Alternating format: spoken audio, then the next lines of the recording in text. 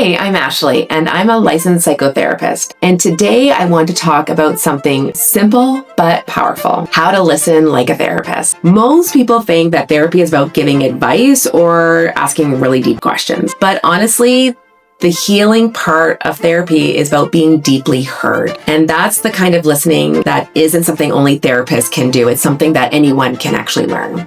So whether you are a friend or a partner or a parent or just someone who wants to be more present with people in their lives, this video is for you. There's a difference between hearing and listening. Most of us are taught to respond, to give an opinion, relate it to ourselves, or fix the problem. But therapeutic listening is actually quite different. It's not about you. It's about holding space for the other person to explore their own thoughts and feelings, even if they're messy or uncomfortable. Listening like a therapist means really slowing down, being curious, and resisting the urge to interrupt, explain, or make it about your own experience. When someone shares something painful, most people really just want to make it better. They want to ease the uncomfortability. And they might say things like, well, at least it wasn't worse. Or look on the bright side. And that just shuts people right down. Therapists reflect instead. Like, oh, that sounds really painful. Or it makes sense you feel that way.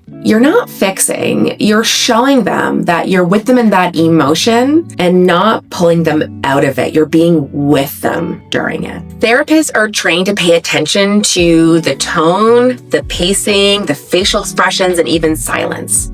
And you can practice this too. If someone says they're fine, but they're speaking quietly or looking away, you can gently reflect that. Something like, you say you're fine, but I notice that your voice is quieter than usual. Is there something going on?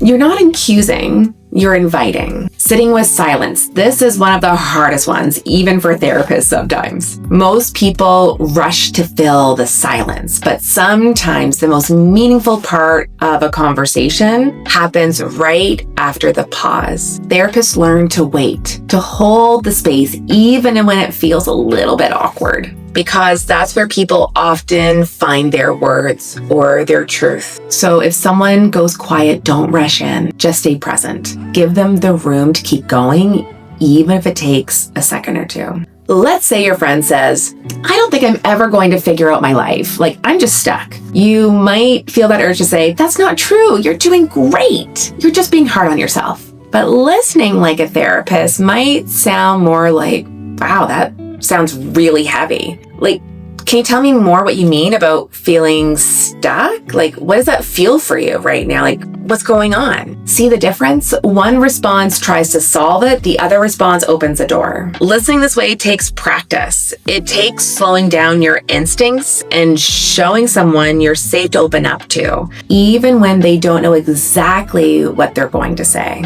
To wrap this up, listening like a therapist doesn't mean acting like one. That's not the point. It's actually about being present, being curious, and letting people be seen in a deeper way than they usually are. This goal is not to analyze, definitely not that. It's to understand. It's to give them space. And if you even try one of these tools in your next conversations, like reflecting instead of rescuing, noticing the body language, or just sitting with the silence, you may start to notice the difference in how people open up to you. And if you're someone who wants to build stronger relationships, or maybe even become a therapist one day, this is where it starts. Thanks for watching, and I'll see you next time.